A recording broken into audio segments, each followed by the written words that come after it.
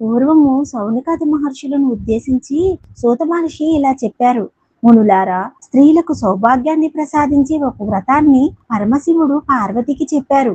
లోకోపకారం కోరి ఆ వ్రతాన్ని గురించి మీకు తెలియజేస్తాను, శ్రద్ధగా వినండి అన్నారు.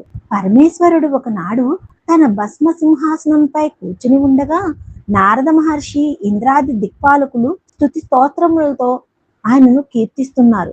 ఆ మహత్తర ఆనంద సమయంలో పార్వతీదేవి పరమేశ్వరుని ఉద్దేశించి, నాదా, స్త్రీలు సర్వసౌఖ్యాలు పొంది పుత్ర పౌత్రాభివృద్ధిగా తరించుటకు తగిన వ్రతము ఒక దానిని చెప్పండి అని కోరింది. అందుకు ఆ త్రినేత్రుడు, దేవి, నీవు కోరిన విధంగా స్త్రీలకు సకల శుభాలు కలిగించే వ్రతం ఒకటి ఉన్నది. అది వరలక్ష్మీ వ్రతం. దానిని శ్రావణ మాసం 2వ శుక్రవారం నాడు ఆచరించాలని తెలిపాడు. అప్పుడు పార్వతీదేవి, దేవా, ఈ వరలక్ష్మి వ్రతాన్ని ఆది దేవతలు ఎవరు చేశారు? ఈ వ్రతాన్ని ఎలా చేయాలో వివరంగా చెప్పండి అని కోరింది. కాత్యాయని, పూర్వకాలంలో మగధ దేశంలోని కుండినం అనే పట్టణం ఒకటి ఉండేది. ఆ పట్టణం బంగారు కుడ్యములతో రమణీయంగా ఉండేది. ఆ పురంలో చారుమతి అని ఒక బ్రాహ్మణ స్త్రీ ఉండేది. ఆమె సుగుణవతి, వినయ విధేయతలు, భక్తి గౌరవాలు గల యోగ్యురాలు. ప్రతిరోజు ప్రాతకాలాన నిద్రలేచి భర్త పాదాలకు నమస్కరించి ప్రాతకాల గృహకృత్యాలను పూర్తి చేసుకుని అత్తమామల సేవలో తరించేది. వరలక్ష్మి వ్రతానికి ఆదిదేవత అయిన వరలక్ష్మీదేవి ఒకనాటి రాత్రి సమయంలో చారుమతికి కలలో సాక్షాత్కరించింది. ఓ చారుమతి, ఈ శ్రావణ పౌర్ణమి నాటికి ముందు వచ్చే శుక్రవారం నాడు నన్ను పూజించు. నీవు కోరిన వరాలు కానుకలను ఇస్తానని చెప్పి అంతర్ధానమైంది. చారుమతి సంతోషించి, హే జనని, నీ కృపా కటాక్షాలు కలిగిన వారు ధన్యులు. వారు సంపన్నులుగా, విద్వాంసులుగా మన్ననలు పొందుతారు. ఓ పావని, నా పూర్వజన్మ సుకృతం వల్ల నీ దర్శనం నాకు కలిగింది అని పరిపరి విధాల వరలక్ష్మిని స్తుతించింది. అంతలోనే మేల్కొన్న చారుమతి అదంతా కలగా గుర్తించి తన కలను భర్తకు, అత్తమామలకు తెలియజేసింది. వారు చాలా సంతోషించి చారుమతిని వరలక్ష్మి వ్రతం చేసుకోమని చెప్పారు. పురంలోని మహిళలు చారుమతి కలను గురించి విని వారు కూడా పౌర్ణమి ముందు రాబోయే శ్రావణ శుక్రవారం కోసం ఎదురు చూడసాగారు. శ్రావణ శుక్రవారం రోజున పట్టణంలోని స్త్రీలందరూ ఉదయాన్నే లేచి తలారా స్నానం చేసి పట్టు వస్త్రాలు ధరించి చారుమతి గృహానికి చేరుకున్నారు.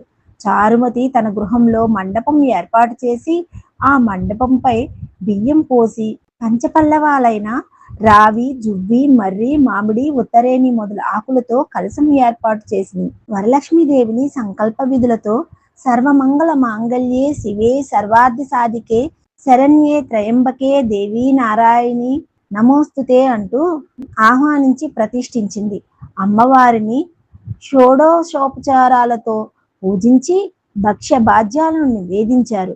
9 పోగుల తోరాన్ని చేతికి కట్టుకొని ప్రదక్షిణ నమస్కారాలు చేశారు. మొదటి ప్రదక్షిణ చేయగానే కాలి అందియలు గల్లు గల్లుమని మోగాయి. రెండో ప్రదక్షిణ చేయగానే హస్తాలకు నవరత్న ఖచ్చిత కంకణాలు దగదగా మెరవసాగాయి. మూడో ప్రదక్షిణ చేయగానే అందరూ సర్వాభరణ భూషితులయ్యారు. వారు చేసిన వరలక్ష్మి వ్రతం ఫలితంగా చారుమతి గృహంతో పాటు ఆ పట్టణంలో ఇతర స్త్రీల ఇల్లు కూడా ధన కనక వస్తు వాహనాలతో నిండిపోయాయి. వారి వారి ఇళ్ల నుంచి గజధరగరత వాహనాలతో వచ్చి ఇళ్లకు తీసుకెళ్లారు. వారంతా మార్గమధ్యంలో చారుమతిని వేనొల్ల పొగుడుతూ ఆమెకు వరలక్ష్మీదేవి కలలో సాక్షాత్కరించి అనుగ్రహించగా ఆమె చేసిన వ్రతంతో తమను కూడా మహద్భాగ్యవంతులను చేసిందని ప్రశంసించారు. వారంతా ఏటా వరలక్ష్మి వ్రతం చేసి సకల సౌభాగ్యాలతో సిరి సంపదలు కలిగి సుఖ జీవనం గడిపి ముక్తిని పొందారు. మునులారా, శివుడు పార్వతికి ఉపదేశించిన ఈ వరలక్ష్మి వ్రత విధానాన్ని సవిస్తరంగా మీకు వివరించాను. ఈ కథ విన్నా, ఈ వ్రతం చేసినప్పుడు చూసినా కూడా సకల సౌభాగ్యాలు, సిరి సంపదలు, ఆయురారోగ్యశ్వర్యాలు సిద్ధిస్తాయని సూత మహాముని సౌనకాది మహర్షులకు చెప్పారు. ఈ కథ విని అక్షంతలు శిరస్సుపై వేసుకోవాలి. ఆ తరువాత ముత్తైదువులకు తాంబూలాలు ఇవ్వాలి.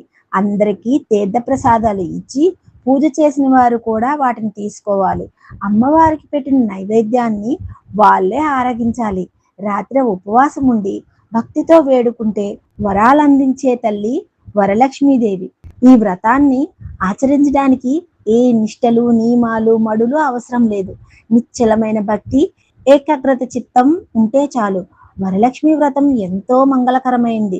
ఈ వ్రతాన్ని చేయడం వల్ల లక్ష్మీదేవి కృప కలిగి ఐశ్వర్యం లభిస్తుంది, సకల శుభాలు కలుగుతాయి.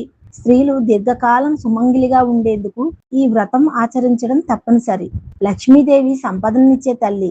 సంపదలంటే కేవలం ధనం మాత్రమే కాదు, ధాన్య సంపద, పశు సంపద, గుణ సంపద, జ్ఞాన సంపద మొదలైనవి ఎన్నో ఉన్నాయి. వర అంటే శ్రేష్టమైన అర్థం కూడా ఉంది.